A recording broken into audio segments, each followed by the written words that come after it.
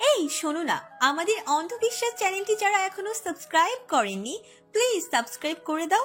আর অল্প কিছু সাবস্ক্রাইবার হলে 1 লক্ষ পরিবার হবে। সবাই প্লিজ সাবস্ক্রাইব এবং বেশি বেশি শেয়ার করে দাও প্লিজ।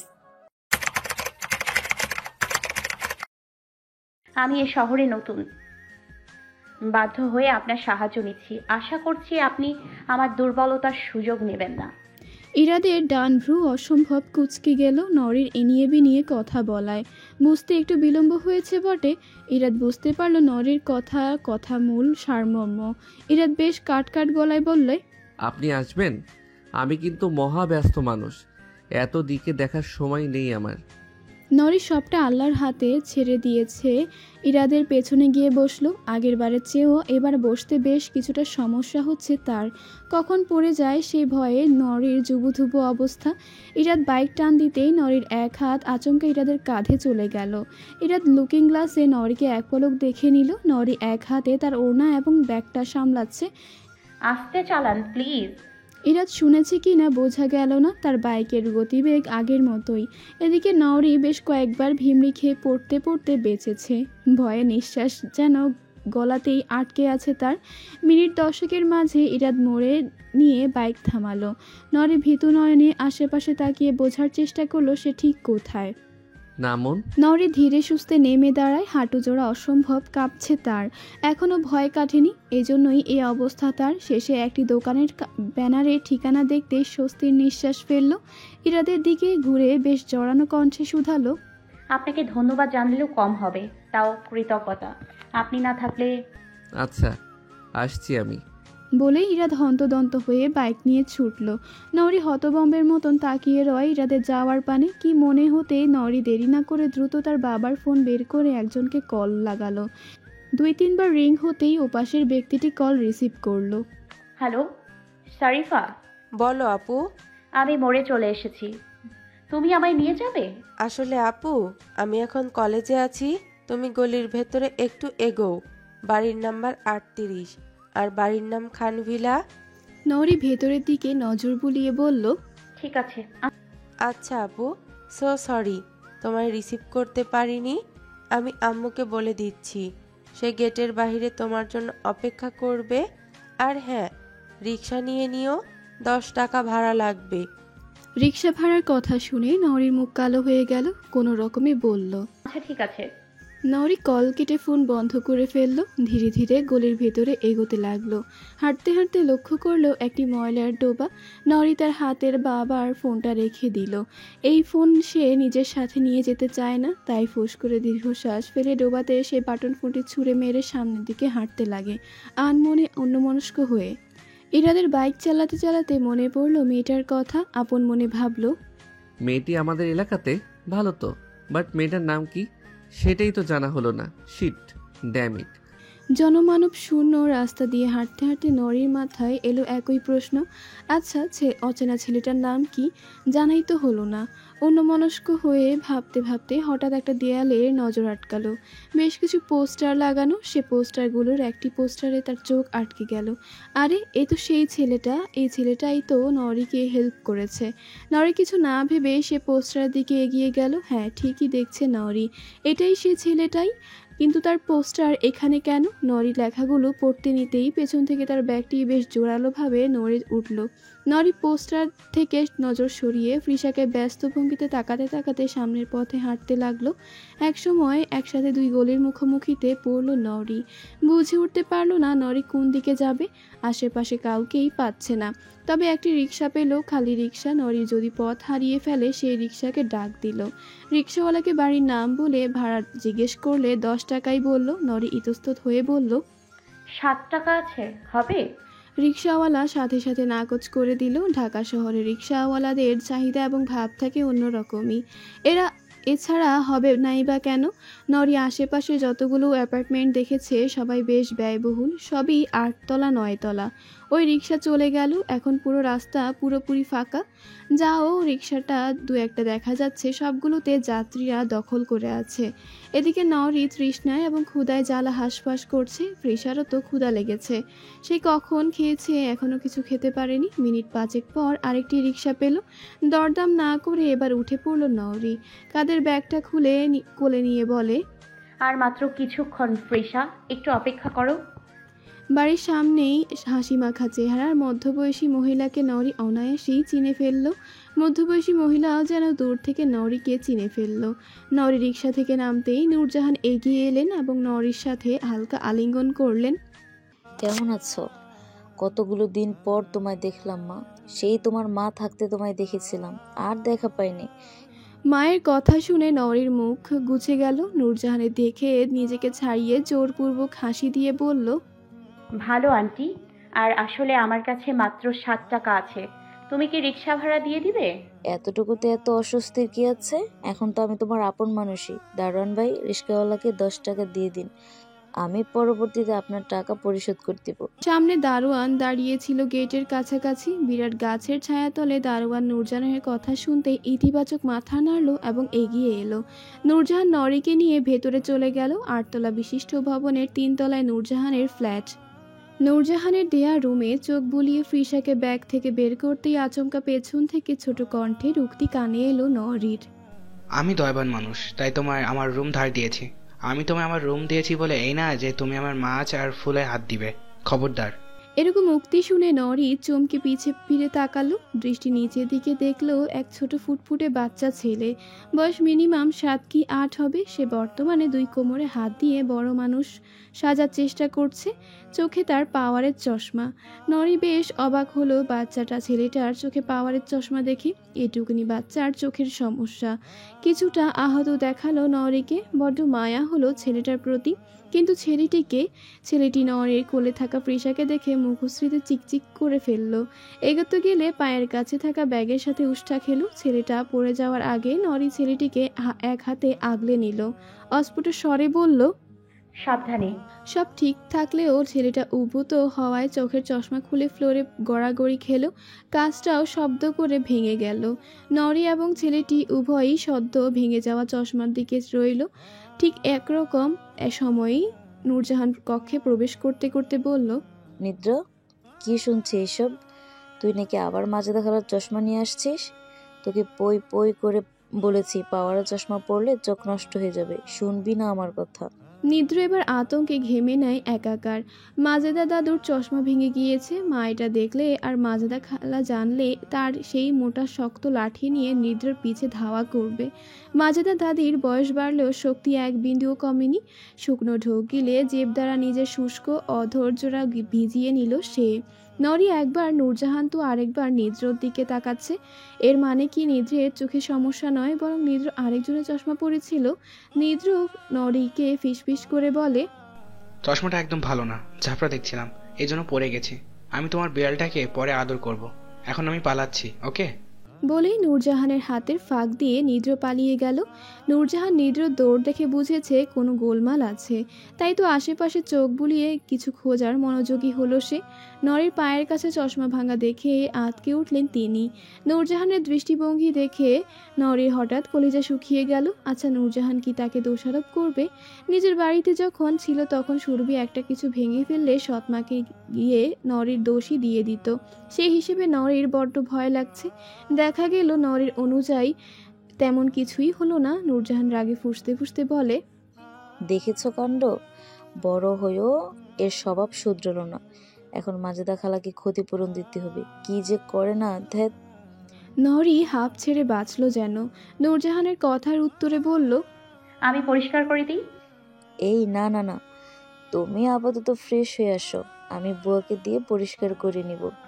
নূরজাহান চলে গেল। নরি ব্যাগ সরিয়ে ফ্রিসাকে বিছানায় বসিয়ে দিয়ে শাসনের স্বরে বলে, এখান থেকে নড়বি না একদম, আমি ফ্রেশ হয়ে আসছি। ফ্রিসা কিছু শুনেছে বলে মনে হয় না। সে এক মনে রুমের মধ্যে থাকা মাছ ভর্তি অ্যাকোরিয়ামের দিকে তাকিয়ে আছে। মাছের ক্ষুধা পেয়েছে তার। তাজা মাছের ঘ্রাণ নেওয়ার চেষ্টা করলো সে। নূরজাহান হচ্ছে নরির মায়ের ঘনিষ্ঠ প্রিয় বান্ধবী। কিছু সম্পর্কে থাকে না আত্মার, তেমনই ছিল দুজনের বন্ধুত্ব। দুর্ভাগ্যবশত নূরজাহানের বিয়েটা তাড়াতাড়ি হয়ে যায়, তাই সে অন্য শহরে চলে যায়, সেখানেই পড়াশুনো শুরু করে। দূরে গেলেও দুজনের বন্ধুত্ব কমেনি এক বিন্দুও। নূরজাহানের 2 ছেলে 1 মেয়ে। বড় ছেলে তুষার প্রবাসী, মেজ মেয়ে শারিফা এবং ছোট ছেলে নিদ্র। সৎ মায়ের সংসার থেকে নরিকে সে বারংবার তার কাছে চলে আসতে বলেছিল, কিন্তু নরি শুনেনি। কারণটা ছিল রাফিয়া। সে রাফিয়াকে ছেড়ে কোথাও যাবে না। নূরজাহান একবার বলেছিল নরির নামটা সেই দিয়েছিল। জন্ম হতে দেখেছে নরিকে। নরির পুরো নাম নরিয়া আব তাফরিন। এমতো অবস্থায় নূরজাহানের ব্যবহার সেই আগের মতোই মিষ্টি এবং মাধুর্যতায় ঘেরা। বড্ড অবাক লাগে, রক্তের সম্পর্ক ছাড়াও বুঝি কেউ কাউকে এতটা ভালোবাসতে পারে। রাফিয়া তাকে মারার পর সেদিন রাতেই মনে পড়ে যায় নূরজাহান আন্টির কথা। নূরজাহান আন্টি মাঝে মধ্যেই নরির বাবাকে কল করে কুশল বিনিময় করত। এর মাঝে সুযোগ বুঝে নরিকে নিজের কাছে রাখার প্রস্তাবও দিতেন তিনি, কিন্তু নরির বাবা তাকে বারবার প্রত্যাখ্যানের হাত বাড়িয়ে দিয়েছে। নরির নূরজাহান আন্টির কথা মাথায় এলেও নরি পড়েছিল দোটানায়। সে তখনও রাফিয়াকে ছেড়ে অচেনা কোথাও যাওয়ার সাহস পাচ্ছিল না। পরের দিন ফজরের সময় নরি তার বাবার ফোন চুরি করে নিজের রুমে গিয়ে নূরজাহান আন্টির সাথে কথা বলেছিল। নূরজাহান আন্টির কথায় কিছুটা আশ্বস্ত হলেও কোথাও একটা দোটানা থেকেই যেত। পরের দিন বাজার করে ফেরার সময় যখন প্রীতমের কথাগুলো শুনল, তখনই নরি সিদ্ধান্ত নিয়েছে যে সে পালাতে নরি বাধ্য। কারণ প্রীতমের কথাবার্তায় সে ভালোভাবে বুঝে গেছে এই ছেলে তাকে বিয়েই করবে। অন্তত রাফিয়াকে শিক্ষা দিতে হলেও নরি চাইলেই থেকে যেতে পারত, তবে সে থাকেনি। কারণ দুটো: 1, প্রীতমকে বিয়ে করলে রাফিয়ার কথা সত্যি হয়ে যেত, আর 2, নরি কারোর জন্য বলির পাঠা হতে চায় না। এজন্য বাজারে ব্যাগ হাতে নিয়েই মাহির বাসায় চলে যায় সে। পালিয়ে যাওয়ার সিদ্ধান্তও জানায়। মাহি বলেছে সন্ধ্যার পরে এ বিষয়ে আলোচনা করবে। নরি রাজিও হয়ে যায়, তবে মাহি এটা নিশ্চিত করে যে সেদিন রাতের মধ্যেই পালাতে হবে, কারণ হতেও পারে প্রীতম পরের দিন কিছু গোলমাল পাকাবে। তাই নরিও রিস্ক নিল না, মাহির পরিকল্পনা মাফিক সেদিনই পালালো। মৌসুমী মাথায় হাত দিয়ে সোফাতে বসে আছে। টিভি চললেও দৃষ্টি তার মাটির দিকে। বড্ড এলোমেলো এবং চিন্তিত দেখাচ্ছে তাকে। তার থেকে কিছুটা দূরত্বেই বসেই চায়ের কাপে চুমুক বসাচ্ছে সিদ্দিক সাহেব। তার যেন মৌসুমীর অবস্থা দেখে কোনো রকম মাথা ব্যথা নেই, সেই তার মতো ব্যস্ত ভঙ্গিতে চায়ের চুমুক দিচ্ছে সিদ্দিক সাহেব। ক্ষণিকের পর কোনা নজরে স্ত্রীকে লক্ষ্য করছে সে। সিদ্দিক সাহেব হঠাৎ বললেন, কি বেগম, পছন্দের সিরিয়াল চোখের সামনে থেকেও ফ্লোরে তাকিয়ে আছো? এ যেন বড়ই আশ্চর্যজনক ব্যাপার। মৌসুমী নজর তুলে সিদ্দিক সাহেবের দিকে তাকালো, রাঙানো দৃষ্টি। সিদ্দিক সাহেব তড়িৎ অন্যদিকে ঘুরে যায়। আপনি কি টিপ্পনি কাটছেন? ও মা, তা কেন কাটবো? তুমি কি টিপ্পিনি কাটার মতো কিছু করেছো? মৌসুমী দৌড়ে চড়ে বসে নাক টেনে মিনমিন স্বরে বলে, যেমন বাপ তেমনই ছেলে। কি বললা বেগম? না, আপনার মতন মহান ব্যক্তিকে কিছু বলতে পারি? মহান যেহেতু হয়েছেন, ছেলেটাকে বিয়ের কথাও বলুন। আমাকে খালে ফেলে গুহায় গিয়ে ঘুমালেই তো হবে না। সিদ্দিক সাহেব ঠোঁট চেপে হাসলেন। শূন্য কাপটি টি টেবিলের উপরে রেখে পত্রিকাটি হাতে তুলে নিলেন তিনি। পত্রিকার পড়ায় ধ্যান দিয়ে গমগমা স্বরে বললেন, তোমার কি মনে হয় ছেলেকে বিয়ে করিয়ে দিলে ঘরে ফিরে আসবে? আসবে। আমার ছেলেটা অন্তত এই মারপিট ছাড়বে। আমি আমার একমাত্র ছেলেকে এত শত্রুদের মাঝে ফেলে রাখতে পারি না। ঠিক আছে, পারলে বিয়ে করাও, আমি কোনো পক্ষে নেই। নিদ্র ছুটে এসে সিদ্দিক সাহেবের গা ঘেঁষে বসলো। পরপর সিদ্দিক সাহেবের ফতুয়া খামচি ধরে ভয়ার্ত কণ্ঠে বলে, বড় আব্বু, আমায় বাঁচাও। মা না হয় আজ আমায় কাঁচা গিলে খাবে আমাকে। তুমি বলো, আমি কি খাওয়ার জিনিস? কেন, আবার কি বাদরামি করেছি শুনি? মৌসুমী পুরো কথা শেষ না করতেই ভেতর থেকে কর্কশ কণ্ঠে কেউ চেঁচিয়ে উঠল, ওই আমার চশমা কই রে? শুদ্ধ, আমার চশমা কই? কে ডাকাতি করলো আমার চশমা? নিদ্র শুকনো ঢোক গিলল। বাঘের খাঁচাতে এসেই ধরা দিয়েছে সে।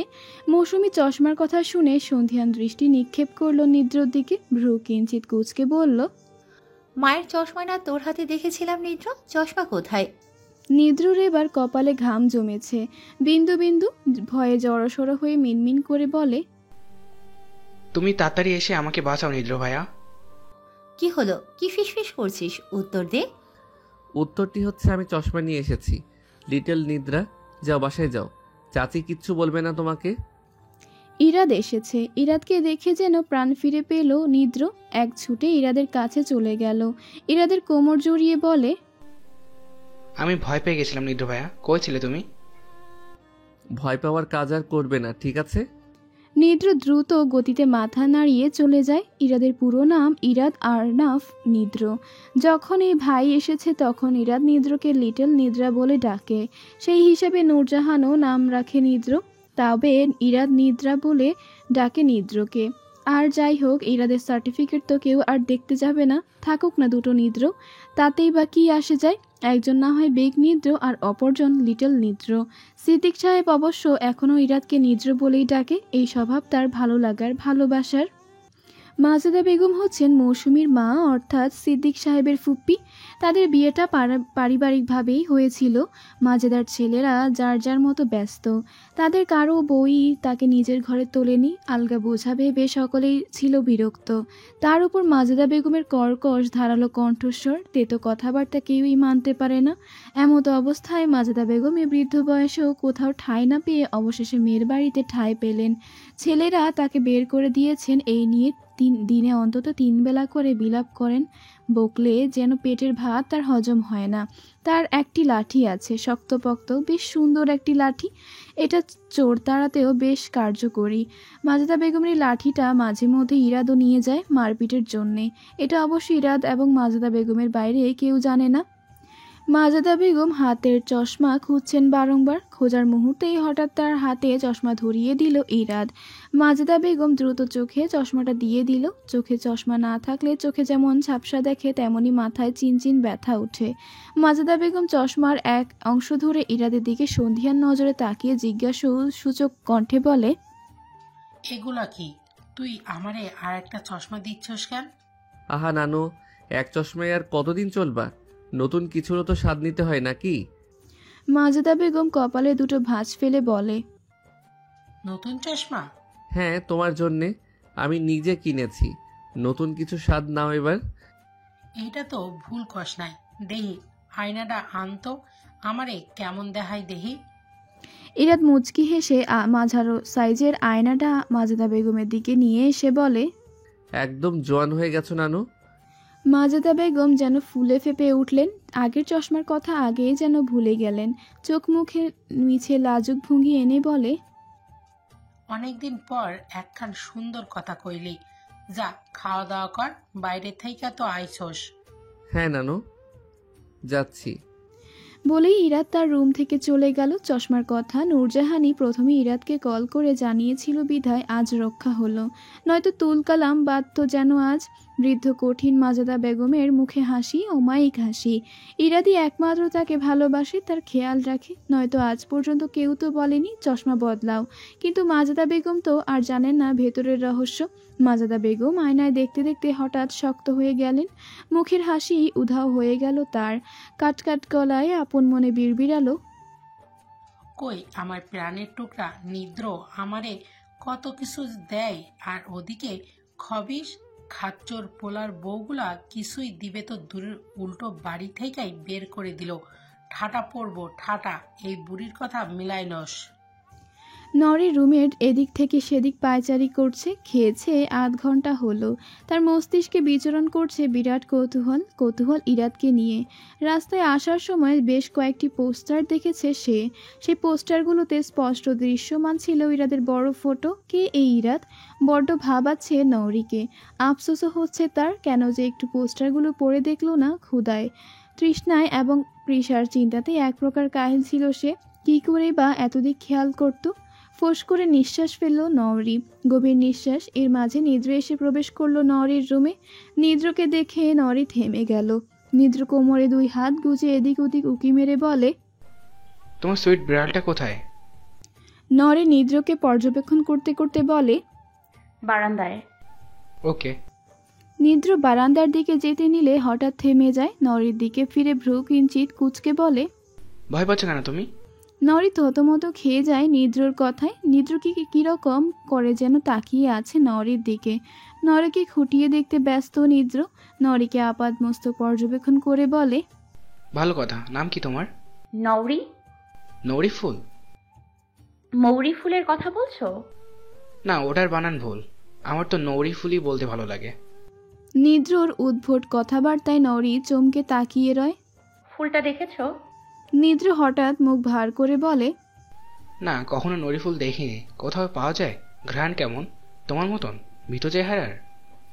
নরি এবারও বেবাচাকা খেয়ে যায়। এ ছেলে বড্ড কথা বলে, তবে বাদর টাইপ না। নরির ভালোই লাগছে, এ ছোট্ট সদস্যকে ভীষণ ভালো লাগছে। নরি অমায়িক হাসি দিল, যেন নিদ্রর শেষোক্ত বাক্যে ভীষণ মজা পেয়েছে। আসো আমরা বসি, খুব গল্প করব। অনেকদিন পর গল্প করার মানুষ পেয়েছি। ফ্রিসা দুনিয়া ভুলে বারান্দায় এবং বাহিরটা দেখতে ব্যস্ত। শটান মেরে বসে পিট পিট করে সবটা দেখছে। মাঝারো সাইজের বারান্দার একপাশে ফুল গাছে ভর্তি, বারান্দায় সিক নেই। ফ্রিসা তাই খোলা আকাশের নজর বুলাচ্ছে, আশেপাশে তাকিয়ে নতুনত্ব অনুভব করছে। আরেক দুনিয়ায় এসে পড়লো নাকি কে জানে। নরি তার কাপড়ের ব্যাগ থেকে জামা কাপড় বের করছে। একটা জামাও ঠিক নেই, পুরাতনের ছাপ। এগুলো নরির কত বছর আগের জামা কাপড় তার জানা নেই। 4টা ভালো জামা আছে, একদম নতুন। 2টা ঈদের এবং 2টির মাহির দেওয়া উপহার। খুব যত্নে আগলে রেখেছিল এই 4টি জামা। বাইরে যাওয়ার পোশাক হিসেবে এই 4টি ভরসা। আজ একটি পরে আসলো, এখন ব্যাগে আছে আরও 3টি। নরি জামা কাপড় বের করার সময় হঠাৎ দেখলো ফোনের বক্স। নরির মাথায় এলো ফোনের কথা। দ্রুত ফোনের বাক্সটি হাতে নিল সে। এটির মাহির দেওয়া অ্যান্ড্রয়েড ফোন। খুব বেশি পুরাতন নয়। মূলত মাহি এই ফোনটা কেনার প্রায় 6 মাস পরই তার এক খালু বিদেশ থেকে ফোন পাঠায়। সেজন্য এই ফোনটি আর ব্যবহার করেনি মাহি। নরির কাজে দিবে ভেবে নরিকে ফোনটি দিয়ে দেয়। নরি নিতে চায়নি। মাহি ধমকি ধামকি দিয়ে নরির দিকে ধরিয়ে দিয়েছে এবং কাট কাট গলায় বলল, বোনের থেকে বোনের জন্য উপহার, এতে এত তাড়ামি করলে থাপ্পড় খাবি। তুই কেন বুঝিস না? আমার ছোট বোনের জায়গা আমি তোকে দিয়ে দিয়েছি। তার প্রতি আমার দায়িত্ব নেই? দয়া করে এ পর্যন্ত কিছুই দিইনি। তোর জন্য আমার ভাবনা আপনজনদের মতন। হয়তো রাফিয়ার মতন তোর আপন বোন না, কিন্তু তুই আমার আত্মার সাথে মিশে গিয়েছিস। নরি ছলো ছলো নয়নে মাহির দিকে তাকিয়েছিল শুধু। মাহির মতো কেউ বুঝি এত ভালোবাসতে পারে বুঝি? আজ সে তার এই মাহি বোনের থেকেই এত দূরে। অতীত ভাবতেই বুকের বাঁ পাশটা চিনচিন করে উঠল। বক্স খুলে ফোন বের করতে গিয়ে দারুণ চমকালো নরি। এই তো নরির সব টাকা। এর মানে কি চুরি হয়নি টাকা? নরির এবার সব মনে পড়ে যায়। ফোনের সাথেই হাতে নরির টাকাগুলো ছিল। ব্যস্ত ভঙ্গিতে ফোন রাখতে গিয়ে টাকাটাও ভুলবশতই বক্সে রেখে দিয়েছিল সে। টিকিট মাহি কিনে দিয়েছিল বিধায় এই টাকাগুলোর প্রয়োজন পড়েনি। নরি মনে মনে সিদ্ধান্ত নিয়ে নেয় সেদিন যে রোজগার করবে, প্রথম মাসের টাকা দিয়ে সর্বপ্রথম মাহির জন্য উপহার কিনবে। এই মানুষটা তার অতি প্রিয় এবং আপন মানুষ। নরি টাকাগুলো সহি সালামতে রেখে ফোনটা অন করে মাহিকে কল দিল। সিমটাও মাহির। মাহি সাথে সাথে রিসিভ করলো, যেন নরির কলের অপেক্ষায় ছিল। ফাইনালি কল দিলি? আমার তো প্রাণ বেরিয়ে এসেছিল দুশ্চিন্তায়। কেমন আছিস? ঠিক মতন পৌঁছাতে পেরেছিস তো? নরি আপন মনে বলে ওঠে, এত কেন ভালোবাসো তুমি আমায় মাফি আপা? মাহি হকচকালো চমকালো বিস্মিত কণ্ঠে শুধায়, মানে? এত কিছু দিয়েছো, এত সাহায্য করেছো, ঋণের বোঝা যে বাড়িয়ে দিলে। চুপ! কিসের ঋণ? কিসের ঋণ? সব ঠিক আছে? বড়দের মতন কথা বললে পিটাবো। যা প্রশ্ন করেছি তারই উত্তর দে। হ্যাঁ, পৌঁছিয়েছি। তোর ওই আন্টির ব্যবহার কেমন? খুব ভালো, আমার প্রত্যাশার বাইরে। ওহ, নিশ্চিন্ত হলাম। বাসার সবাই কেমন আছে? আমার খোঁজ করেছে? এত কিছু তো জানি না। দাঁড়া, তোর ওই সুরভির পেট থেকে সব বের করবো। সব জানি তোকে জানাবো। আচ্ছা ঠিক আছে আপু, তুমি ভালো থেকো। তুই ভালো থাকিস। এখন তোর নতুন লাইফ। কঠোর পরিশ্রম, দ্রুত অ্যাডমিশন দিয়ে ভালো এক পাবলিক ভার্সিটিতে ভর্তি হবি। তোকে ভালোই থাকতে হবে না নরি। মানুষের মুখে আঙুল তুলে তুই দেখিয়ে দিবি তোর নতুন রূপ। ভীতিগ্রস্ত মুখটা আর দেখতে চায় না আপু। ভালো কথা মনে করালে। জানো আজ থেমে গেছিস কেন? বল। অচেনা ছেলের সাথে আজব ব্যবহার করে ফেলেছি আপা। বলেই সমস্ত ঘটনা খুলে বলল নরি। সব শুনে মাহি কিছু ভেবে বলে, 4 দেওয়ালের কষ্ট সইতে সইতে তোর মন মানসিকতার অবস্থা অবনতি ঘটেছে নরি। ওটা মোটেও উদ্ভট ব্যবহার নয়, বরং তোকে এমনটাই হতে হবে। হোক দুশ্চিন্তা, তুই তোর লিমিটেশন হারিয়ে ফেলেছিস। বাট আই সোয়ার নরি, তোকে এমনটাই হতে হবে। শান্ত ভদ্র থাকলে তোর সমস্যা বাড়বে, বই কমবে না। খাবার টেবিলে নূরজাহানের পরিবারের সঙ্গে বসেছে নওরি। ইতস্ততায় হাঁটু কাঁপছে তার, অস্বস্তিতে শক্ত হয়ে বসে সকলকে দেখছে সে। একসঙ্গে টেবিলে খাওয়ার অনুভূতি তার প্রথম হচ্ছে, তাও আবার ভিন্ন এক পরিবারে, যেই পরিবারে নওরি বর্তমানে আশ্রিতা। লজ্জায় মাথা নিচু করে বসে রয় নওরি। ফ্রিসা ডাইনিং টেবিলের নিচে নওরির পায়ে বসেছে।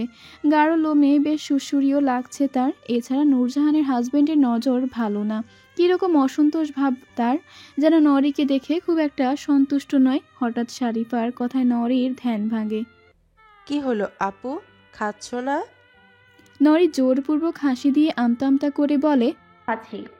ঘুমের মধ্যে বিছানা হাতড়ে ফ্রিসাকে না পেয়ে নওরির ঘুম ছুটে গেল। চট করে উঠে বসে আশেপাশে খুঁজল ফ্রিসাকে।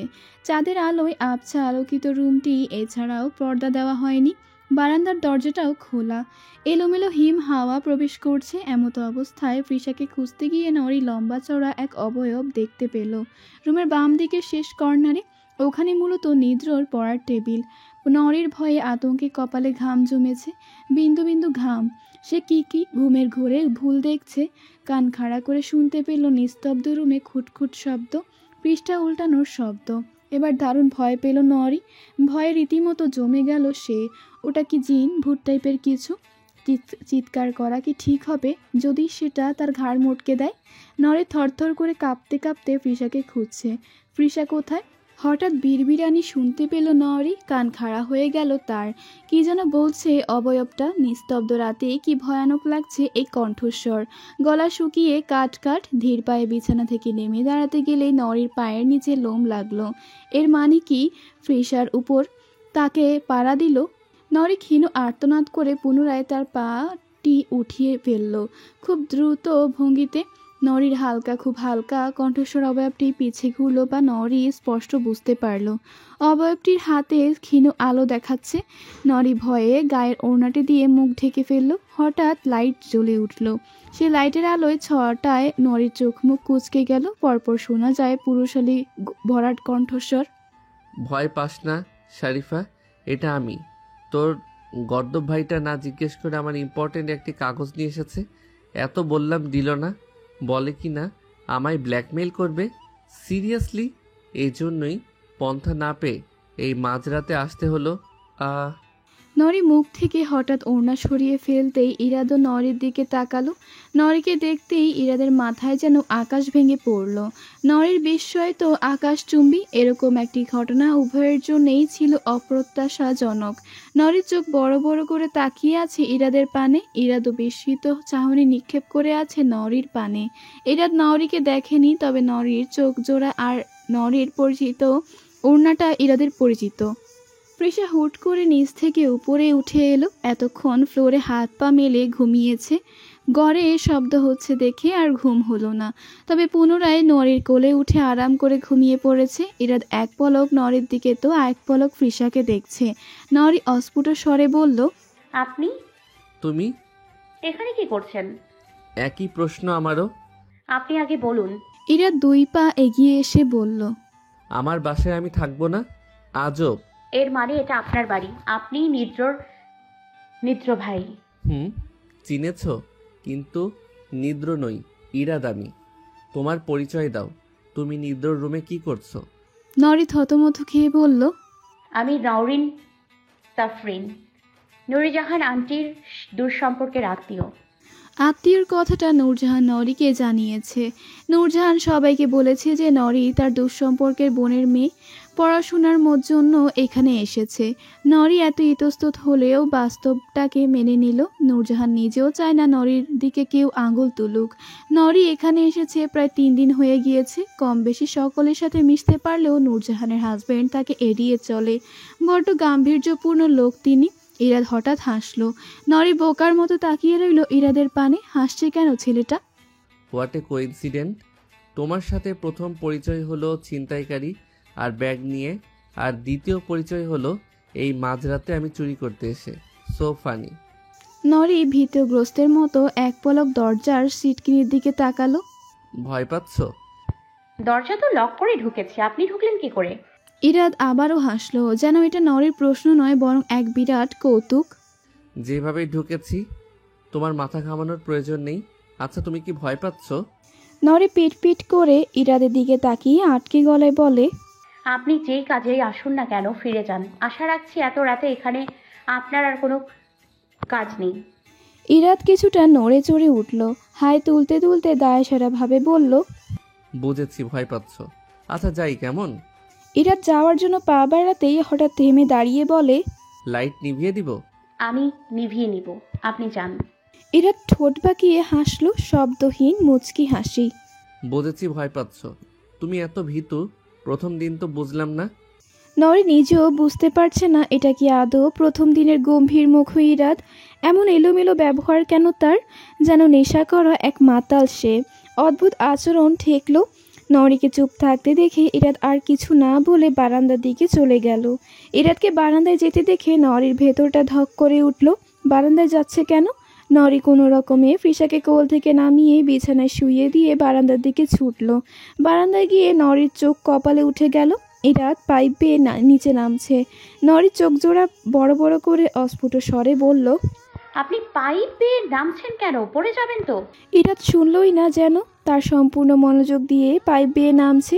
নরি রেলিং ঘেঁষে দাঁড়ালো, দেখার চেষ্টা করছে ইরাদ কতটুকু নামলো। নরির নিচে বারান্দাটা খোলা ছাদের মতো, অর্থাৎ বেশ কিছু জায়গা নিয়ে এই বারান্দাটা করা হয়েছে। এই অংশটুকু একটা ছোট রুমের সমান, যেটি নানান গাছপালায় আবৃত। দোতলা অবধি এত জায়গা নিয়ে করলে তিনতলা থেকে আবার অল্প জায়গা নিয়ে বারান্দা। খুব সম্ভবত 4 থেকে 5 ফুটের প্রস্থ। নরির ভাবনার মাঝেই এরা চট করে সেখানে নেমে পড়ল। এক পলক উপরে তাকিয়ে হাত নাড়াতে নাড়াতে চিৎকার করে বলে, গুড নাইট ভীতু। ইরাদ ভেতরে ঢুকে গেল। নরি রেলিংয়ে 2 হাতের ভর দিয়ে মাথাটা বের করে সবটা দেখতে লাগলো। এর মানে কি এটাই ইরাদের রুম? আর বারান্দাটাও? এই খোলা বারান্দা নরি আগেও দেখেছে, কিন্তু এটা জানতো না এই সুন্দর বারান্দার মালিক ইরাদ। ইরাদ তার আশেপাশে থেকেও জানতে পারলো না ইরাদের পরিচয়। সৃষ্টিকর্তা এ কোন লুকোচুরি খেললো? রিংটোনের কর্কশ ধ্বনিতে ইরাদের ঘুম নরম হয়ে এলো, একসময় ভেঙে গেল। কিন্তু বদ্ধ আখিদয় খোলার বিন্দু মাত্র আগ্রহ প্রকাশ করলো না ইরাদ। কিছুক্ষণ ওভাবেই পড়ে রইল। মস্তিষ্ক এখনও তাকে সবটা জানান দিতে ব্যর্থ। কি হচ্ছে, কি হতে চলেছে সেসব কিছুই উপলব্ধি করলো না। কিছু বোঝার পূর্বেই মাথায় টনটনে ব্যথা অনুভব করলো সে। কপালে পড়ল কত শত ভাঁজ। চোখ কুঁচকে পিট পিট করে তাকালো সে। তড়িৎ সূর্যের তীক্ষ্ণ কিরণ তার আখিদয়ে প্রবেশ করলো। ইরাদ চোখ বুঝে উঠেই বসলো। ব্যথায় মাথায় ভনভন করছে যেন। পায়ে ভার অনুভব করতে চোখ মেলে তাকালো। একই তার পায়ে জুতা, পরিহিত প্যান্ট শার্টের দিকে নজর বুলালো ইরাদ। হ্যাঁ, গতকাল রাতে যা পরে বেরিয়েছিল সেগুলোই পরে আছে। শার্টের কলার নাকে বিঁধতে বিচ্ছিরি এক গন্ধ নাকে আসলো। মুহূর্তেই গা গুলিয়ে আসলো ইরাদের। মনে করতে লাগলো গতকাল রাতের ঘটনাগুলো। সব একে একে মনে পড়তে চোখ মুখ অসম্ভব কুঁচকে ফেলল ইরাদ।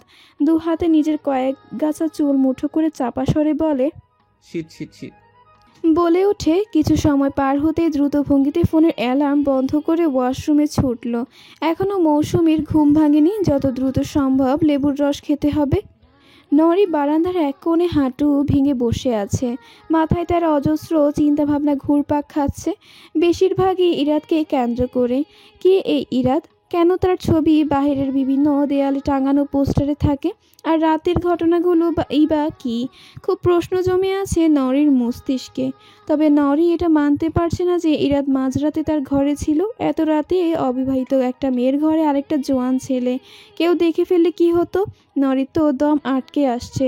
না, ইরাদের ব্যবহার আরও নিচু হতে পারত না। কাউকে ভরসা নেই। এরপর থেকে খুব সাবধানে থাকতে হবে। ঘুমালেও কান খাড়া করে ঘুমাতে হবে। আর অবশ্যই বারান্দার দরজা ভালো করে লাগিয়ে ঘুমাতে হবে।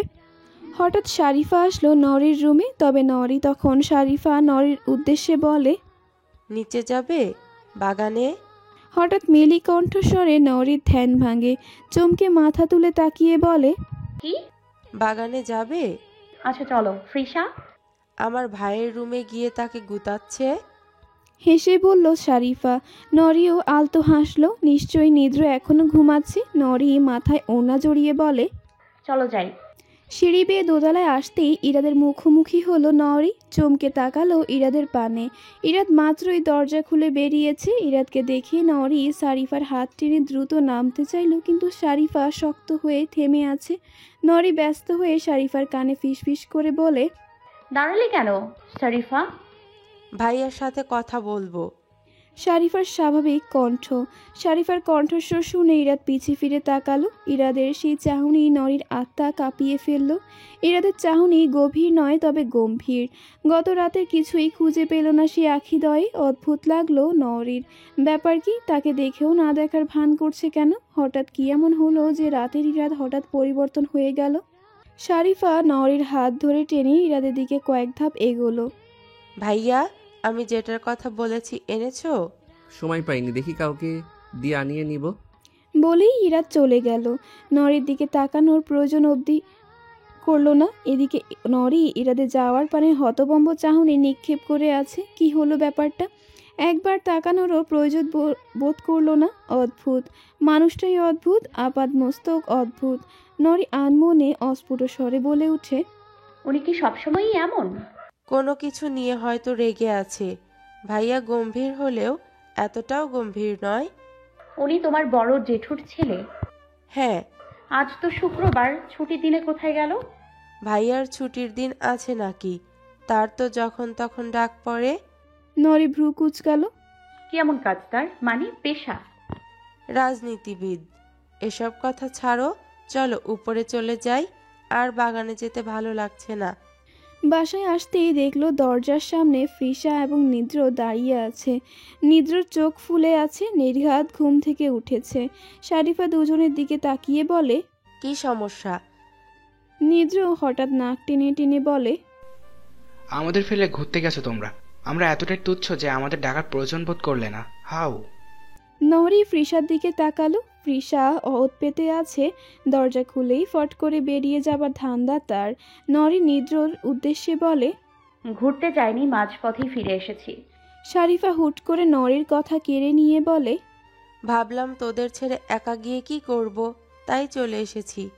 নিদ্র চোখ বড় বড় করে তাকিয়ে রয় শারিফার পানে, তারপর সন্দেহজনক দৃষ্টি নিক্ষেপ করে বলে, এটা নিশ্চয়ই নরি ফুলের ভাবনা। শারিফা এক পলক নরির দিকে তাকিয়ে আমতা আমতা করে বলে, হ্যাঁ। নিদ্র হঠাৎ খুশিতে গদগদ হয়ে বলল, আমি জানতাম তুমি তো আর নরি ফুলের মতো আমায় ভালোবাসোনি, তাই তোমারও এই চিন্তা করার কথা না। শারিফা চোখ রাঙালো। নিদ্রর উদ্দেশ্যে কাট কাট গলায় বলল, বেয়াদব ছেলে। বা তোর সাহস কেমনে হলো আমাকে দিয়ে ওসব গিলানোর? তুই জানিস কত বড় অন্যায় করেছিস? আর মারিস না, থাম ভাই, আমার ভুল হয়েছে, ছাড় তো। এবার পিঠের ছাল তুলে নিবি নাকি? দরকার হলে তাই করব, তাও তোকে ছাড়বো না। আর তুই সামান্য ভুল কেমনে বলিস? কত বড় ঘটনা ঘটেছে জানিস? সব তোর জন্য। কে বলেছিল 2 গ্লাস খাওয়াতে? ওয়াক, আমার এখনো বমি পাচ্ছে। নিখিলকে ছেড়ে দিয়ে ইরাদ দূরে গিয়ে দাঁড়ালো। ক্রোধে এক প্রকার গাড়ি রিরি করছে তার। নিখিল পিঠে হাত দেওয়ার মিথ্যে চেষ্টা চালিয়ে একজনের উদ্দেশ্যে বলল, জল আনো, একদম ঠান্ডা জল। সাহেব রেগেছে, রাগ ভাঙো। ইরাদ এবার পায়ের জুতো খুলে হাতে নিল। নিখিল আরো দূরে সরে গিয়ে বলে, এই একদম না, অন্যায় করে ফেলিনি আমি জানতাম না কি তুই 2 গ্লাসেই মাতাল হয়ে যাবি। আমি তো 2 বোতল খেলেও মাতাল হই না। সাধু পুরুষ আসছে। 1 বোতল খেয়ে তোর কি হাল হয়েছিল সেটা নিজের চোখে দেখেছি। আচ্ছা, কি হয়েছে বলবি তো? কার কি করেছিস? ইরাদ এদিক সেদিক তাকালো, ঘন ঘন নিঃশ্বাস ফেললো। শব্দের সাথে নিঃশ্বাস ফেলতে ফেলতে আওড়ায়, সর্বনাশ হয়েছে। এমনই এক নাশ যেটা আমার কল্পনারও বাহিরে। নরি মূলত পালিয়েছিল বারান্দা দিয়ে। মাহি বড় সেই টিনটা রাতে গিয়ে সরিয়ে দিয়েছিল এবং ফ্রিসাকে নিয়ে চলে গেছিল। নরি কাপড়ের ব্যাগ নিয়ে খুব কষ্টে সেখান দিয়ে বের হয়েছিল। সেই ছাদের দরজা ছিল বন্ধ। নরি চিন্তায় পড়ে যায়, কিভাবে বের হবে এখন। মাহি দরজা কেন লাগিয়ে দিয়ে গেল? পরিশেষে উপায়ন্তর না পেয়ে বাড়ির সাথে লাগোয়া আম গাছটির দিকে ছুটে যায়। নরি দেয়াল টপকাতে জানে। মাঝে মধ্যেই সৎ মায়ের ভয়ে তাকে দেয়াল টপকাতে হয়েছিল। সেই অনুসারে ভেবেছিল গাছও হবে দেয়ালের মতোই। এজন্য পন্থা না পেয়ে গাছের ডাল বেয়ে ধীরে ধীরে নামলো। তবে যতটা সহজ ভেবেছিল ততটা সহজ ছিল না। হাতে পায়ে অসংখ্য চোট পেয়েছিল সে। প্রথমে ব্যাগটি ফেলে অতঃপর লাফ দিতে গিয়ে কুকুর চলে আসে, যার ফলে আরেকটুর জন্য মুখ থুবড়ে পড়েনি। ভয়ে এবং কাটা স্থানের জ্বালায় রীতিমতো কাঁপছিল নরি থরথর করে। কুকুরটা চলে যেতে নরি আল্লাহর নামে নিয়ে লাফ দেয়। লাফ দিতে গিয়ে হাঁটু এবং পা ছিলে যায়। দাঁতে দাঁত চেপে কোনো রকমে ব্যথাগুলো সহ্য করে নিয়েছিল সে। আশেপাশে তাকিয়ে নির্জন রাস্তা দিয়ে ছুটে চলে নরি। মাহি বেশ দূরেই অপেক্ষা করছিল ফ্রিসাকে নিয়ে। শুকিয়ে যাওয়া ক্ষতগুলোকে দেখতে দেখতে নরি অতীত বিচরণ করছিল। মানুষের সময় কতটা বিপরীত হলে এরকম ঝুঁকি নেয়। মাহির কথা বড্ড মনে পড়ছে তার, বাবাকেও ভীষণ মনে পড়ছে। কেমন আছে ওরা? নরি ফোন হাতে তুলে কল দিতে চাইল মাহিকে, কিন্তু তার মনে পড়ল সিমে রিচার্জ করা নেই। এখন তাহলে কি হবে?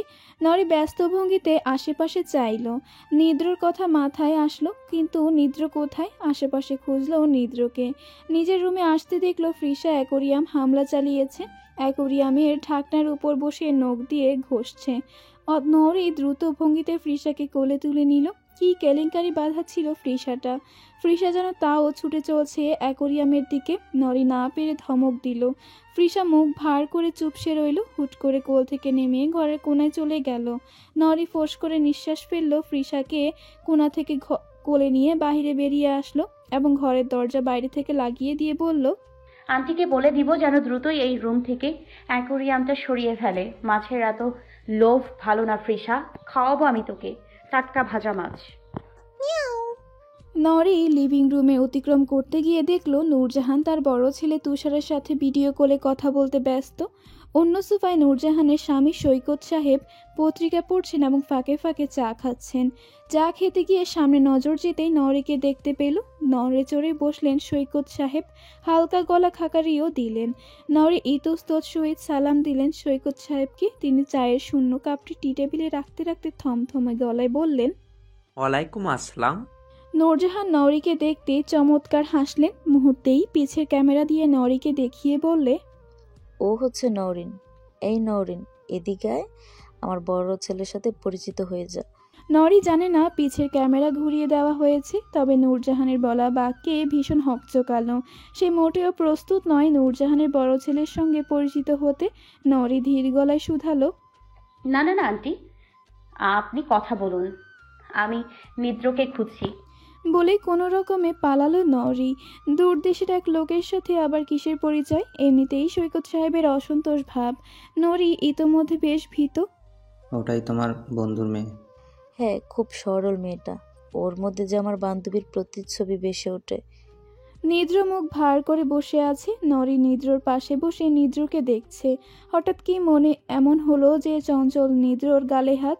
অতশত না ভেবে নরি মৃদুস্বরে প্রশ্ন ছুড়ল, কি ব্যাপার? নিদ্র ভাইয়াকে ভেবেছিলাম ব্ল্যাকমেল করব, কিন্তু সেই সুযোগ ভাইয়া দিলই না। নরি চমকালো, হকচকালো। তার স্মরণে এলো গত রাতের অব্যক্ত সময়টুকু। এরাত ব্ল্যাকমেল নিয়ে কিছু বলেছিল, হ্যাঁ মনে পড়েছে। কিন্তু গতকালের বেপরোয়া ব্যবহার এবং আজকের গম্ভীর স্বভাব কোনোটাই মেলাতে পারছে না সে। মুহূর্তেই মস্তিষ্কে হানা দিল ইরাতকে নিয়ে কঠিন জট। এই জটে খুলতে গেলে নরি যেন আরও আটকা পড়ে যাচ্ছে। নরি কি গতকালের কথা বলবে? না, বলার প্রয়োজন নেই। পরবর্তীতে পুনরায় কথা উঠবে এ বিষয়ে। পাঁচকান হলে তো আরও বিপদ। এই পরিবারে আশ্রয় নিতে এসে নিজের দুর্নাম ছড়াতে চাচ্ছে না সে। এখনও তার অনেক কিছু করার বাকি।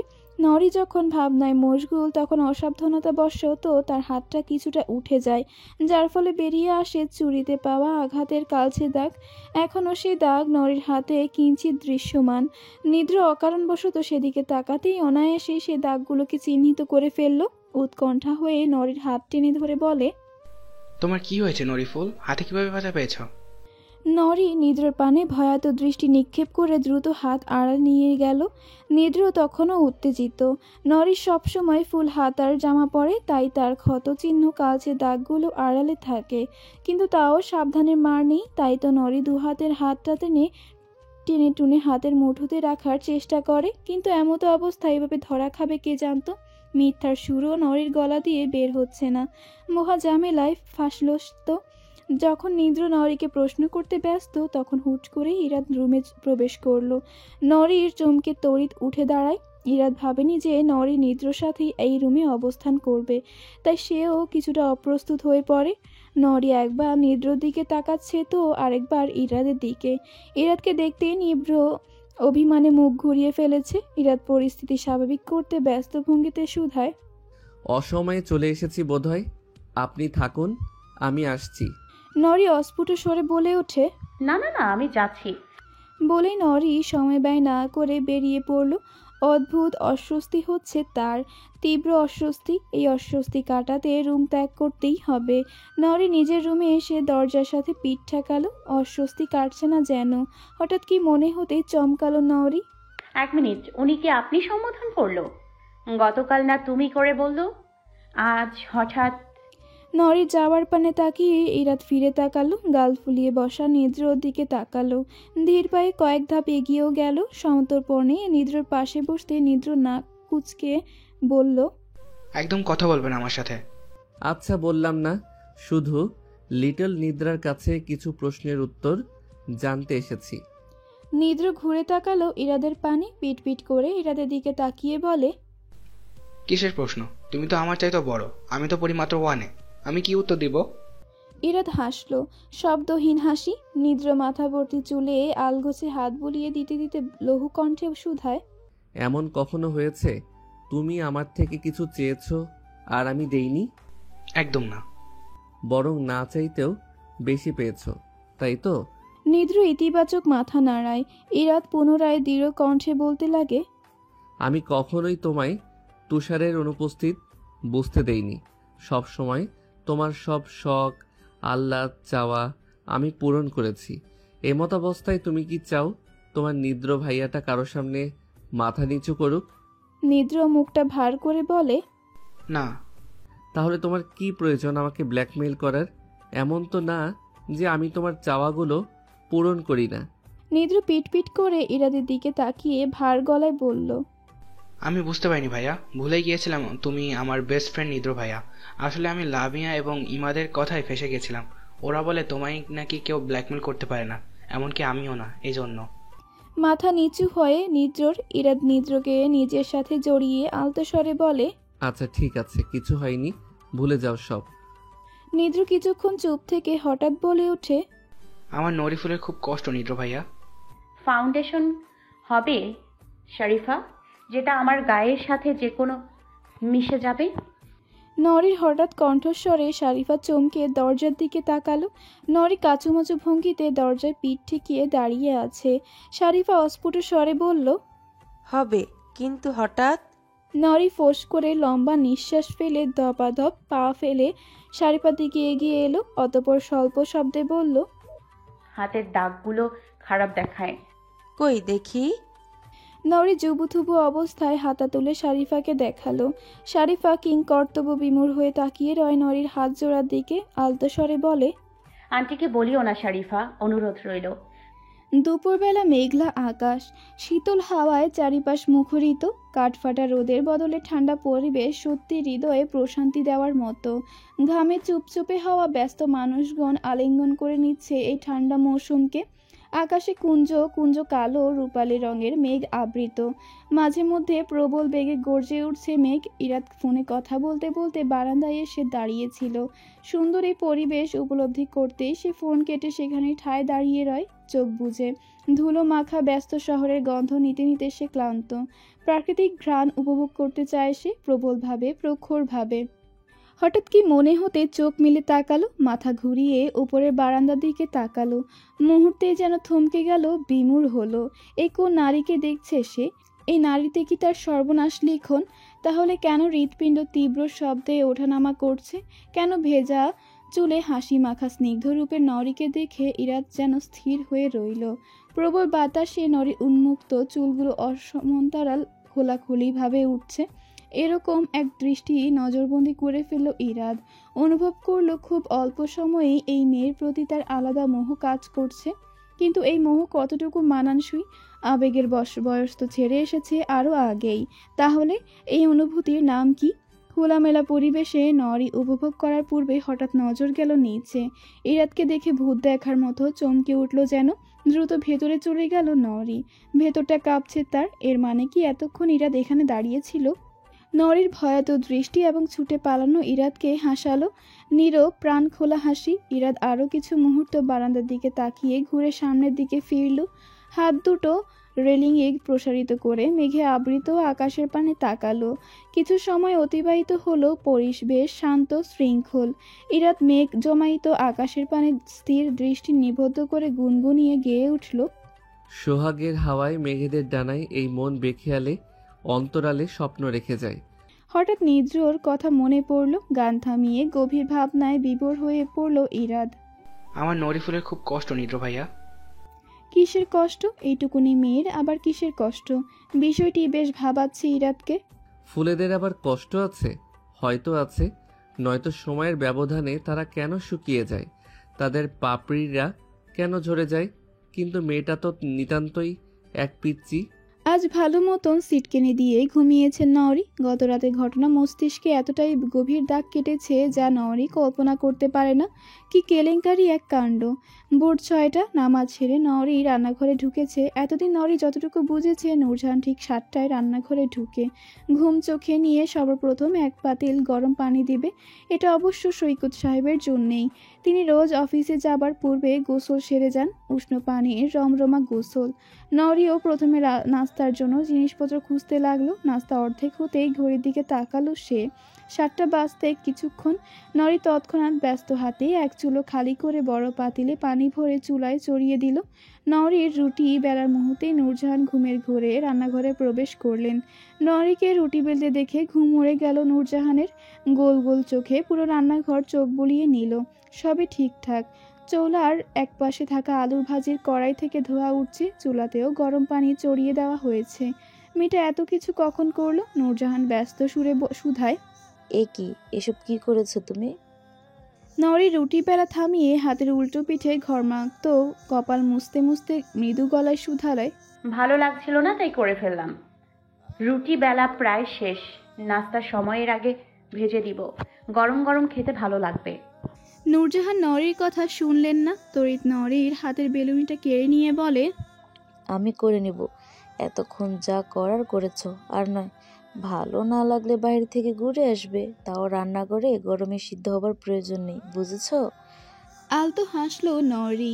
ইতিবাচক মাথা নাড়িয়ে রান্নাঘর থেকে বেরিয়ে পড়ল। বারান্দায় দাঁড়িয়ে এক মনে তাকিয়ে রইল বাড়ির বাগানটার দিকে। ফ্রিসা বর্তমানে নরির পায়ের উপর হাত পা মেলে ঘুমোচ্ছে। গতকাল বাগানটায় যাওয়া হয়নি। আজ বড্ড লোভ লেগেছে বাগানে যাওয়ার। মালিকদের সাথে একটু আলাপ করব। মনের অফুরন্ত ভাবনা নিয়ে আরও মিনিট দুয়েক দাঁড়িয়ে তাকিয়ে রয় বাগানটার দিকে। কি মনে করে ফ্রিসাকে কোল থেকে পা থেকে আলতো করে সরে রুমিয়ে ভেতর চলে গেল। ওড়না গায়ে ভালো করে জড়াতে ফ্রিসা তার পিছু নিল। নরির হাব ভাবে ফ্রিসা বেশ বুঝে গিয়েছে খোলামেলা পরিবেশে নিজেকে আবারও হারাতে চলেছে। বাগানে আসতে ফ্রিসা এদিক সেদিক ছোটাছুটি শুরু করে দিল। নরি এক পলক ফ্রিসার দিকে তাকিয়ে এদিক ওদিক আনমনে ঘুরতে লাগলো। এই বাগান দেখে নরির মনে পড়ে গেল প্রীতমের সাথের কালো মুহূর্তটি। বিষাদে গা শিরশির করে উঠল নরির। কতটা ভয়ানক ছিল সে দিনটি। সব থেকে বড় দোষ ছিল প্রীতমের চাহনিটি। চাহনিতে স্বচ্ছতার রেশ ছিল না, অদ্ভুত গা গুলিয়ে আসা চাহনি ছিল। হঠাৎ নরি অতীত ভুলে এক হলুদে ফুলের সন্ধান পেল। এই ফুলের নাম জানে না সে, তবে সবুজের সমারোহে হলুদ ফুলগুলো অদ্ভুত সুন্দর লাগছে। নরি মুগ্ধ চোখে তাকিয়ে রয় ফুলগুলোর দিকে। হঠাৎ কি মনে পড়তেই একটা ফুল ছিঁড়ে হাতে নিল সে। এমন সময় কর্কশ কণ্ঠে নরি চমকে ওঠে। রোষপূর্ণ ভারী পুরুষালী কণ্ঠ। নরি পিছু ফিরতেই দেখলো হাতে গাছে পানি দেওয়া বালতি নিয়ে দাঁড়িয়ে আছে এক মধ্যবয়সী লোক। লোকটা এগিয়ে এলো নরির দিকে। কে তুমি মেয়ে? ফুল ছিঁড়ছো কেন? নরি আমতা আমতা করে শুধায়, আমি নওরি, নূরজাহান আন্টির দুঃসম্পর্কের আত্মীয়। লোকটি কিছুক্ষণ চুপ রইল। হয়তো মনোগহ্বরে নামটি নিয়ে তীব্র রেশারেশি চলছে তার। নূরি নূরজাহানের স্বামীর নাম মনে করার চেষ্টা করলো। হয়তো চাচা তাকেই চিনবে। মাথায় কিছুটা জোর খাটাতেই নামটি মনে এলো নওরির। সময় বিলম্ব না করে লোকটির উদ্দেশ্যে বলল, সৈকত আঙ্কেলের ওয়াইফ নূরজাহান আন্টি। সকাল 10টা মাহির সাথে কথা বলতে মন বড্ড আনচান করছে তার। হাতে কিছু খুচরো টাকা নিয়ে নরি নূরজাহানের কাছে গেল। নিদ্র স্কুলে এবং শারিফা কলেজে বর্তমানে কিছু কাপড় কাচতেই ব্যস্ত সে। কাজের বুয়া আজ আসেনি এখনো, তাই সৈকত সাহেবের কাপড়গুলো নিজেই ধুতে বসেছেন। নরি ইতস্তত পায়ে এগিয়ে গিয়ে বলে, আন্টি। মাথা উঁচু করে তাকালেন নূরজাহান। নরিকে দেখে জোরপূর্বক হেসে বলে, হ্যাঁ বলো। মোবাইলে রিচার্জ করে কোন দোকানে একটু বলে দেবেন? হাসি উড়ে গেল নূরজাহানের। চোখে মুখে একরাশ বিস্ময় ফুটিয়ে বলে, হঠাৎ কেন? মোবাইলে টাকা নেই আন্টি, জরুরি কলেও একটু তাড়া আছে। তাহলে আমারটা দিয়ে কল করে নাও। পর মুহূর্তে নূরজাহানের কি মনে হতেই আফসোসের সুরে বলল, আমারও তো ফোনে ব্যালেন্স নেই, গতকালই বাবির সাথে কথা বলতে গিয়ে ফুরিয়েছে। তাহলে আপনি দোকানটি চিনিয়ে দিন আন্টি, আমি যেতে পারবো। নূরজাহান কিছুক্ষণ ভেবে বলে, বাম পাশে গলি দিয়ে কিছু দূর হাঁটলেই রিচার্জ এবং বিকাশের দোকানের জন্য একটি দোকান পাবে, সাবধানে যাবে। নরি মাথা নাড়িয়ে এক পলক রুমের দিকে তাকালো। ফ্রিসাকে রুমে বন্ধ করে এসেছে সে। নরি কোনো ক্রমে চায় না ফ্রিসা রাস্তাঘাটে তার সাথে আসুক। এমনিতেই অচেনা জায়গা, হারিয়ে ফেলার ভয় বেশি। খানভিলার ডান পাশে কিছুটা দূরত্বে একটি টং আছে, মোটামুটি রকমের, খুব বেশি বড়ও না। ওটা যেন ইরাদের জন্য এক আস্ত ভালোবাসার স্বরূপ। সেখানে বসে বর্তমানে নিখিলের সাথে চা পান করছে। নিখিল তার বেস্ট ফ্রেন্ড। হিন্দু ধর্মাবলম্বীর হলেও তাদের মধ্যে ধর্মের ভেদাভেদ কখনই ছিল না। ধর্ম নিয়ে শেষ কবে কথা বলেছিল সেটাও তাদের মনে নেই। কয়েকজন বন্ধু মিলে টঙের চাউনিতে করা কাঠের বেঞ্চগুলোতে বসে নানান আলাপ আলোচনায় ব্যস্ত। বেশিরভাগ কথাই হয় রাজনীতি নিয়ে। এখন ইরাদ মোটামুটি ফ্রি, শুধু বুধবারে প্রশাসন অফিসে গিয়ে তার হাজিরা খাতায় সাইন করতে আসতে হয়। এছাড়া আশেপাশে কোনো সম্মেলন অথবা জনসভা বসলে সেদিকেও যেতে হয়। তবে এই সপ্তাহে কোনো রকম সম্মেলন বা কোনো কাজের তাড়া নেই, তাই হয়তো নিশ্চিন্তে টঙে বসে আড্ডা দিতে পারছে। হঠাৎ নিজ বাড়ির গেটের দিকে নজর যেতে ইরাদ থমকালো। ব্রুকুচকে বোঝার চেষ্টা করলো আদৌ সঠিক দেখছে কিনা, কিন্তু তা নয়, সঠিকই দেখছে। ওটা নরি এদিক ওদিক সতর্ক দৃষ্টি বুলিয়ে বাম পাশের দিকে হাঁটা দিল। ভেতরটা খুঁতখুত করে উঠল ইরাদের। ভোরেও নরিকে দেখেছিল সে বাগানে। ইরাদ যে বারান্দায় ছিল সেটা নরি খেয়াল করেনি। তবে নরি বাড়ির বাইরে কেন, কোথায় যাচ্ছে কিছু বুঝে উঠতে পারছে না। হঠাৎ নিখিলদের চমকে দিয়ে ইরাদ উঠে দাঁড়ালো। নিখিল মাথা উঁচু করে ইরাদের দিকে তাকালো। ইরাদের থমথমে চাহনির আগা মাথা কিছুই বুঝলো না সে। গোল গোল চাহনি নিক্ষেপ করে নিখিল বলল, হলো? তোরা চা খা, আমি একটু আসছি। নিখিল ইরাদের উক্তির বিপরীতে প্রশ্ন করার পূর্বে ইরাদ হন্তদন্ত পায়ে চলে গেল। নিখিল ঘাড় বাঁকিয়ে ইরাদের হঠাৎ চলে যাওয়া দেখছে। অন্যমনস্ক হয়ে ইরাদের একজন সহকারীর উদ্দেশ্যে বলে ওঠে, আবার কি হলো এর? কই যাচ্ছে? অদ্ভুত তো। নরিফুল দাঁড়ান। ভরাট শীতল পুরুষালী কণ্ঠস্বর শুনে নরির চলমান পা জোড়া দমে গেল নিমিষেই। কানের পাশ দিয়ে যেন শিহরণ বয়ে গেল তার। চমকে পিছে ফিরে তাকালো নরি। ইরাদকে দেখে নিঃশ্বাস আটকে গেল যেন। ইরাদ এগিয়ে আসলো নরির দিকে, 2 হাত দূরত্ব রেখে দাঁড়ালো। নরি ভীত নজরে ইরাদের দিকে তাকিয়ে আছে। ইরাদ সেই চোখে তাকাতেই নরি সঙ্গে সঙ্গে দৃষ্টি নত করে ফেলল। কোথায় যাচ্ছেন? পাশে হঠাৎ? রিচার্জ করবো। তো আপনার যাওয়ার কি দরকার, আমায় দিন। আপনি সম্বোধনটা নরের বুকে তীরের মতো বিঁধছে। এতটা সম্মান পেয়ে তার দাঁড়িয়ে থাকতেও যেন কষ্ট হচ্ছে। এ জীবন এতটা সম্মান দিয়ে কেউ কখনো কথা বলেনি তার সাথে। লোকটা এমন কেন, কি চায় সে, কেন ভিন্ন ভিন্ন সময়ে ভিন্ন রূপ দেখায়? নরের জানা নেই, সত্যি কিছু জানা নেই। ইরাদ নামক ব্যক্তিটি এক গোলক ধাঁধা, এক চক্র, যে চক্রকে ঘিরে হাজারো রহস্য। চুপ আছেন যে, সংকোচ হচ্ছে? ইরাদের হঠাৎ বলা বাক্যে নরির ধ্যান ফিরে আমতা আমতা করে বলে, জি না, আসলে নাম্বার জানি না আমি। ইরাদ হতবম্বের মতন তাকিয়ে রইল নরির পানে। এই যেন পৃথিবীর অষ্টম আশ্চর্য। কোনো মেয়ে নিজের নাম্বার জানে না, নিজের পার্সোনাল নাম্বার। এ তো আজকালকার জামানায় একদম অসম্ভব। ইরাদ নিজের বিস্ময়ে দমিয়ে বলে, কি সিম? রবি। তাহলে আপনার ফোনটি দিন, আমি রিচার্জ করে আসছি। আপনি বাসায় যান। না না না, আমি যেতে পারবো। ইরাদ এদিক ওদিক তাকালো। মূলত এসব আবাসিক এলাকাগুলো ভীষণ নীরব থাকে, আশেপাশে মানুষ দেখা যায় না একদম। তবে রিচার্জের দোকানটি আবাসিকের মধ্যে পড়েনি, লোকালয়ে পড়েছে, বেশ কিছুটা দূরেও বাটো। ইরাদ হঠাৎ নরির হাতের ফোনটা কেড়ে নিয়ে বলে, ওখানটায় বখাটে ছেলেদের আড্ডা আছে, আপনি একা সেখানে একদমই নিরাপদ নন। বাসায় যান, আমি রিচার্জ করে আসছি। ইরাদ যেতে নিলে নরি আটকে বলে, টাকাটা নিচ্ছেন না? ইরাদ আলতো হেসে বলে, টাকার সংকট পড়েনি আমার, ওটা রেখে দিন। ইরাদ চলে যেতে নিলে নরি হঠাৎ বলে ওঠে, আমি আপনার কাছে ঋণী হতে চাই না। ইরাদ দমে গেল। ফিচেল হাসি দিয়ে পিছে ফিরে বেশ সরল কণ্ঠে বলে, কিছু কিছু ঋণ দেখতে এবং ভাবতে সুন্দর, সৌন্দর্য নষ্ট করতে নেই। বাসায় যান। চিন্তায় দ্বিধায় নরি সদর দরজার সাথে লেপ্টে দাঁড়িয়ে আছে। বাসায় চলে আসলেও নরির মনটা বাহিরেই রেখে এসেছে। ইরাদের অদ্ভুত ব্যক্তিত্ব নিয়ে তার ভাবনা তাকে বিরক্ত করে চলেছে। ইরাদ তাকে নরি ফুল বলে ডাকলো, তাও রাস্তায় লোক সমাগমে। যদিও সেরকম মানুষ ছিল না, তবে ইরাদের এরূপ ব্যবহার তাকে চরম পর্যায়ের ব্যাকুল করে তুলেছে। ফোনটাও ইরাদের কাছে, ফোন নিয়ে যত ঘাবড়াচ্ছে নরি। কতক্ষণ কেটে গেল, এখনো কেন আসছে না ইরাদ? অধরে নখ ঠেকিয়ে এবার পায়চারি করা শুরু করলো সে। কপাল বেয়ে ঘামের স্রোত বয়ে যাচ্ছে, হাঁসফাঁস অবস্থায় রীতিমতো। মিনিট দুয়েক পর হঠাৎ কলিং বেল বেজে ওঠে। নরি তড়িৎ গতিতে দরজা খুলে দেয়। ইরাদকে দেখে যেন প্রাণ ফিরে পেল। ইরাদ চৌখাটে দাঁড়িয়ে ফোন এগিয়ে দিয়ে বলে, আপনার ফোন। নরি ছো মেরে ফোনটি কেড়ে নেয়। অতঃপর বিনা বাক্যে ইরাদের মুখের উপর দরজা বন্ধ করে নিতেই ইরাদ দরজায় ভর দিয়ে নরিকে থামিয়ে দেয়। নরি ভয়ে কিছুটা পিছিয়ে গেল। নরির ভীত মুখশ্রী দেখে সামান্য মুচকি হাসল ইরাদ। অতঃপর দরজার হাতল ধরে দেয়ালে বাহু হেলিয়ে ম্লান স্বরে বলে, নিয়মিত ভালোবাসার গল্প শুনতে এবং পড়তে আমাদের অন্ধবিশ্বাস চ্যানেলটি সাবস্ক্রাইব করে পাশে থাকা বেল আইকনটি ক্লিক করুন। ধন্যবাদ সবাইকে।